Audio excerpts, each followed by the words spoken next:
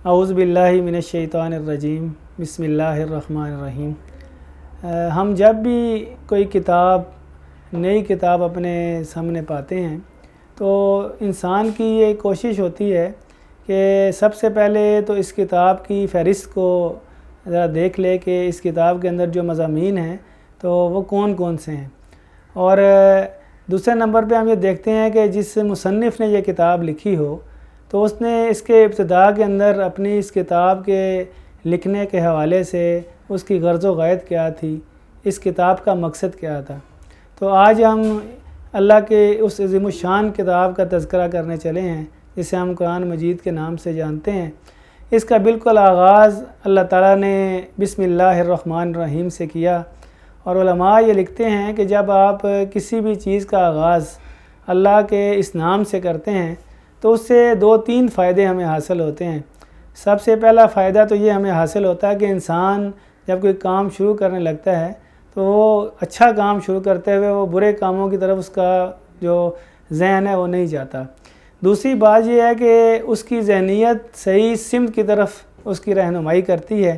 اور تیسری اس میں سب سے اہم بات یہ ہوتی ہے کہ اس نیک کام کے اندر اللہ تعالیٰ کی تائید اور برکت حاصل ہو جاتی ہے۔ اور چوتھا فائدہ اس کا یہ ہے کہ جو شیطان وسوسے انسان کے دل کے اندر ڈالتا ہے کسی بھی کام کو شروع کرنے کے اندر، تو اللہ تعالیٰ کی جب تائید و نصرت ہوگی، اس کے نام سے اس کا آغاز ہوگا تو انسان شیطان کے ان وساوس سے بھی محفوظ رہتا ہے۔ تو اللہ تعالیٰ نے عظیم الشان کتاب کا آغاز بسم اللہ الرحمن الرحیم سے کیا۔ اس کے بعد اللہ تعالیٰ نے وہ ایک اہم سورت جسے ہم سورہ فاتحہ کے نام سے جانتے ہیں، تو اللہ تعالیٰ نے اس قرآن کا آغاز اس سے کیا۔ سورہ فاتحہ قرآن کی وہ پہلی مکمل صورت ہے کہ جو نبی صلی اللہ علیہ وسلم کا پوری صورت نازل ہوئی، اور اس کے اگر ناموں کے حوالے سے دیکھا جائے تو فاتحہ کہتے ہیں کسی چیز کے افتتاح کو، جیسے ہم کتاب کے اندر اس کے ابتدائیہ پڑھتے ہیں، پریفیس اس کو کہتے ہیں انگلش میں،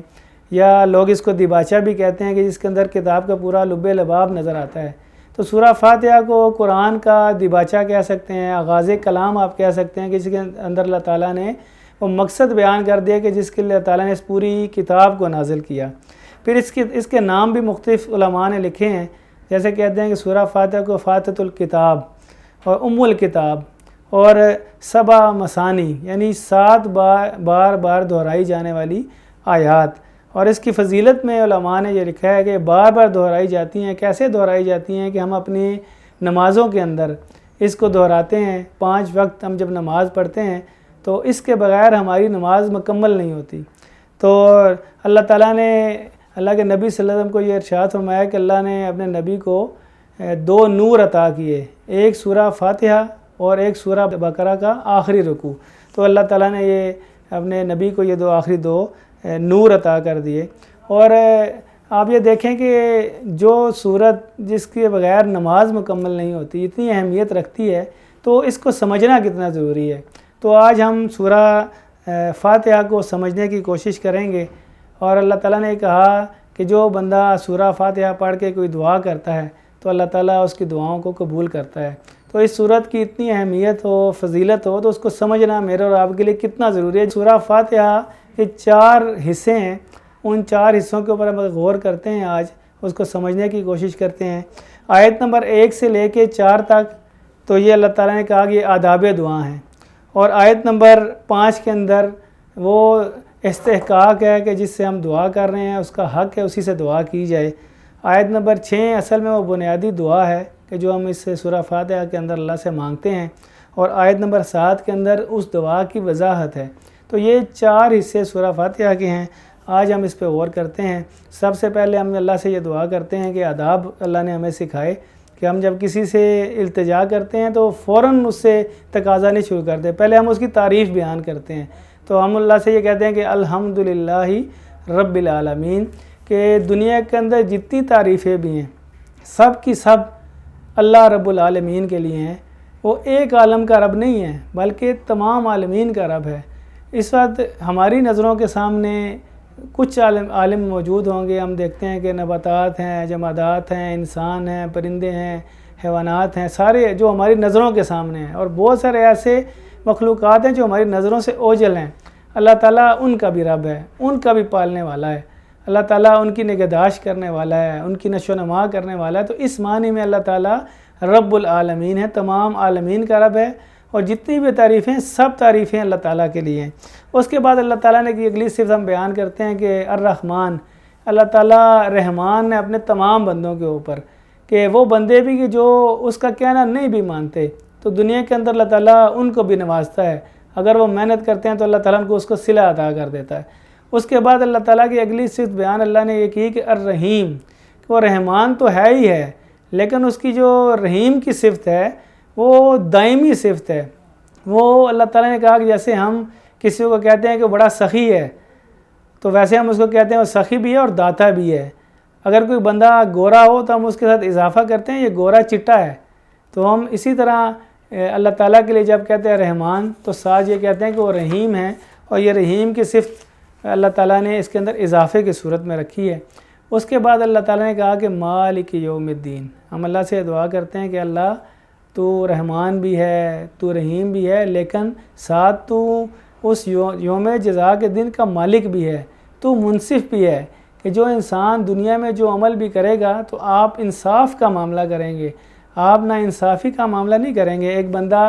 دنیا کے اندر اللہ تعالیٰ کا کہنا مانتا ہے اور ایک نہیں مانتا، تو دونوں برابر نہیں ہو سکتے، تو اس لیے آپ قیامت کے دن کے مالک ہیں، تو آپ صحیح فیصلہ کرنے والے ہیں۔ تو اللہ تعالیٰ سے ہم اگلی یہ دعا کرتے ہیں، جب ہم اللہ کے آداب دعا کے اندر یہ التجا کرتے ہیں، اس کے بعد اللہ تعالیٰ سے وہ دعا کرتے ہیں کہ ایاک نعبد و ایاک نستعین، اے اللہ تعالیٰ ہم صرف آپ ہی کی عبادت کرتے ہیں، اور عبادت کا جو مفہوم ہے وہ لکھا گیا کہ غلامی،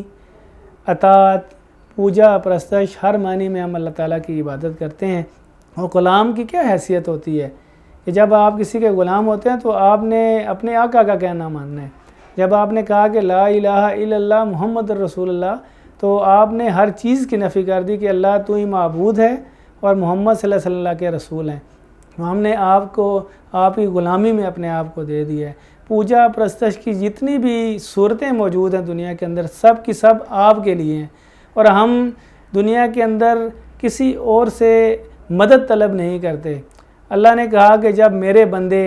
آپ صلی اللہ علیہ وسلم سے میرے بارے میں پوچھیں تو آپ ان سے کہہ دیجئے کہ میں تو تمہارے اتنے قریب ہوں کہ تمہاری شاہ رگ سے بھی زیادہ قریب ہوں۔ جب میرا بندہ مجھے پکارتا ہے تو میں اس کی پکار کو سنتا ہوں اور اس کی دعاؤں کو قبول کرتا ہوں۔ اللہ کے نبی صلی اللہ علیہ وسلم نے ارشاد فرمایا کہ اگر میرے جو جوتے ہیں اور اس کا تسمہ بھی ٹوٹ جائے تو میں اللہ تعالیٰ سے اس کو مانگوں گا۔ تو مجھے اور آپ کو یہ دیکھنا ہے کہ جب ہمیں مشکل پڑتی ہے، ہم پریشانی میں ہوتے ہیں، تو ہم کیا اللہ سے اپنے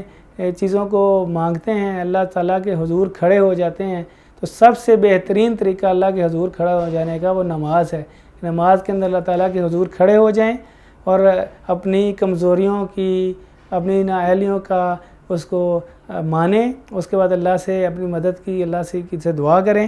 اس کے بعد اللہ تعالیٰ نے کہا کہ وہ دعا ہے کہ جو انسان یہ ساری باتیں کرنے کے بعد کہتا ہے کہ اے اللہ اہدنا الصراط المستقیم، ہمیں وہ رستہ تو دکھا دے کہ جو بالکل سیدھا ہو، جس میں کوئی ٹیڑھ نہ ہو۔ جب آپ سے کوئی فرد کوئی رستہ پوچھتا ہے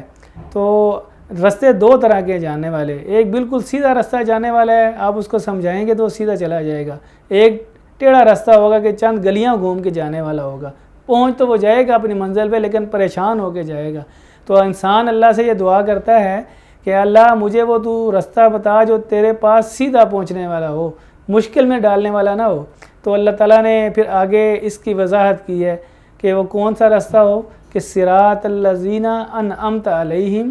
غیر المغضوب علیہم ولا الضالین آمین، راستہ ان لوگوں کا اللہ تعالیٰ تو مجھے دکھا دے کہ جن پہ تو نے اپنا انعام کیا ہے۔ سورہ بقرہ کے اندر یہ آگے اللہ تعالیٰ نے اس کی وضاحت بھی کی ہے کہ انعام یافتہ لوگ کون ہیں، وہ انبیاء ہیں، وہ شہداء ہیں، وہ صدیقین ہیں، وہ صالحین ہیں۔ تو اللہ تعالیٰ سے تو ہم یہ دعا کر رہے ہیں کہ اللہ تعالیٰ تو ہمیں اپنے کامیاب لوگوں کے، انعام یافتہ لوگوں کے رستے پہ چلا۔ پھر آگے ہم اللہ سے یہ دعا کرتے ہیں کہ غیر المغضوب، نہ ان لوگوں کے رستے کے اوپر کہ جن پہ تیرا غضب ہوا، غیر المغضوب علیہم ولا الضالین آمین۔ ہم اللہ سے یہ دعا کرتے ہیں کہ اللہ ہمیں مغضوب لوگوں کے رستے پر کہ جن پر تیرا غضب ہوا اس گروہ کے ساتھ ہمارا خاتمہ نہ فرمائیے گا۔ کہ علماء یہ لکھتے ہیں کہ مغضوب سے یہاں مراد یہودی ہیں کہ جن پر اللہ تعالیٰ نے سینکڑوں انبیاء ان کی نسل میں سے لائے اور ان کا نازل کیا، لیکن ان لوگوں نے ان کی باتوں کو نہ مانا،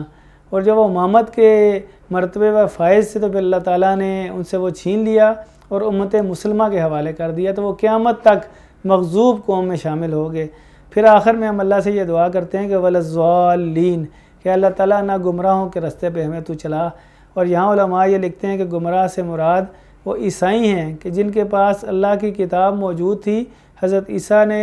انجیل کی صورت میں ان کے پاس موجود تھی، تو انہوں نے اس کے اندر تعریف کی، اپنے من پسند چیزوں کے اس کے اندر ڈال دیا، اور اس وقت کوئی بھی انجیل ایسی نہیں ہے جو کہی جا سکے کہ وہی کتاب ہے جو حضرت عیسیٰ پر نازل ہوئی تھی۔ تو اللہ نے کہا کہ انہوں نے اپنے عقائد کی وجہ سے، اپنی من پسند چیزوں کی وجہ سے بہت ساری تعریفات کر دیں اور گمراہی کا شکار ہو گئے۔ تو یہ سورہ فاتحہ ہے کہ جس کے اندر اللہ تعالیٰ سے ہم دعا کرتے ہیں کہ اللہ تعالیٰ تو ہمیں صراط مستقیم عطا فرما، ان لوگوں کا رستہ دکھا جن پہ تو نے انعام کیا، ان لوگوں کے رستے سے بچا جن پہ تو نے غضب کیا یا جن کو تو نے گمراہ کر دیا۔ اللہ تعالیٰ ہمیں اس صورت کو سمجھنے کی،